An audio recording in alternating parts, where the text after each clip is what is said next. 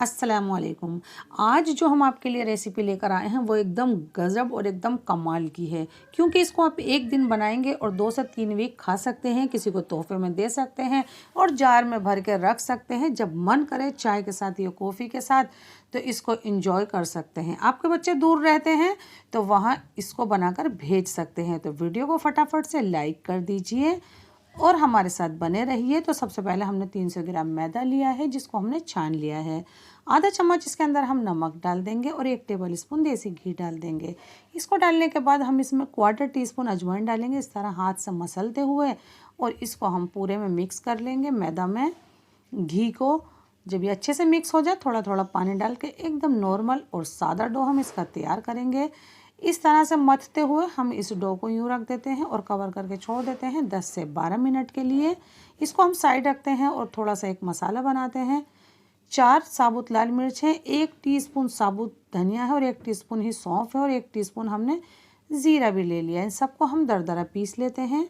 इस तरह का दरदरा पीसने के बाद हम इसमें थोड़े पाउडर मसाले डालेंगे। 1/2 टीस्पून कश्मीरी लाल मिर्च जाएगी इसमें, 1 चम्मच इसमें चाट मसाला पाउडर डाल देते हैं, 1/2 टीस्पून गरम मसाला और 1/4 टीस्पून नमक भी डाल देते हैं। हल्का सा ही घुमाएंगे इसको, क्योंकि बस ये हमें मिक्स करने थे।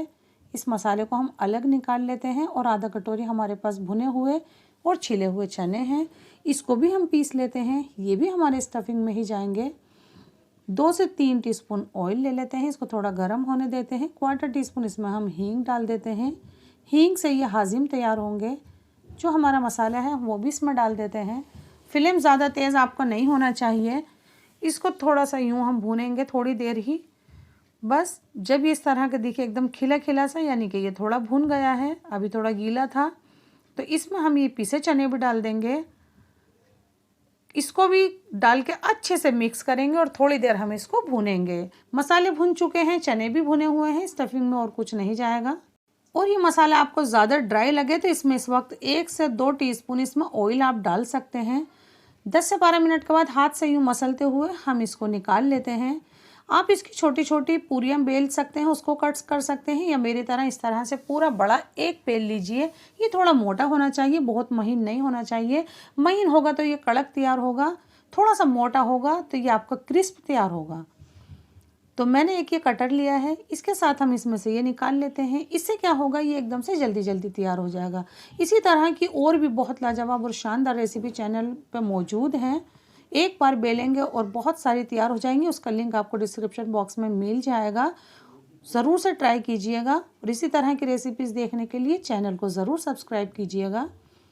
तो जो ये मैंने कट किए हैं, इसको बीच में से भी कट कर लिया है। यूँ मोड़ते हुए आधे पे हम पानी लगा देंगे, बस यूँ उंगली गीली करनी है।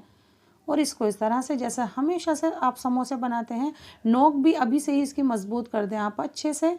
और ये उंगलियों के बीच में यूँ रखते हुए हम इसमें मसाला भरेंगे। मसाला आप थोड़ा ही भरिएगा इसके अंदर, बहुत कम मसाला भी भरेंगे तब भी ये बहुत अच्छे से फूल जाएगा।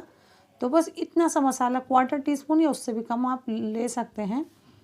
और ये किनारों पर हम पानी लगा देते हैं और यूँ एकदम हाफ में से बस यूँ बंद करना है। बहुत ईजी और बहुत आसान है। प्लेट पर हल्का सा ऑयल लगा लें और उसमें हम इसको रख लेते हैं। तो इस तरह से फटाफट ये सब तैयार कर लिए हैं। अब ये फ्राई होने के लिए तैयार है।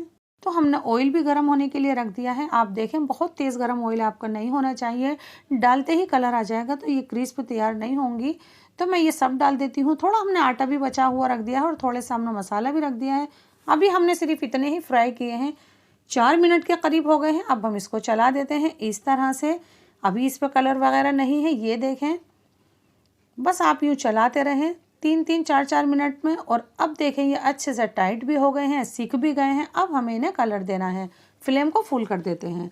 हमने फ्लेम फुल कर दिया है, लेकिन इस तरह से हिलाते रहेंगे तो सबके ऊपर एक जैसा कलर आएगा। ये देखें, ये कलर एकदम परफेक्ट है।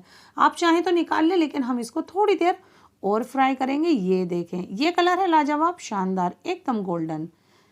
तो हम इनको निकाल लेते हैं। बहुत ईजी है इनको बनाना। तो हमने ये निकाल लिए हैं, फ्लेम को बंद कर दिया है। और अब आप देखें कि ये कितने लाजवाब दिख रहे हैं।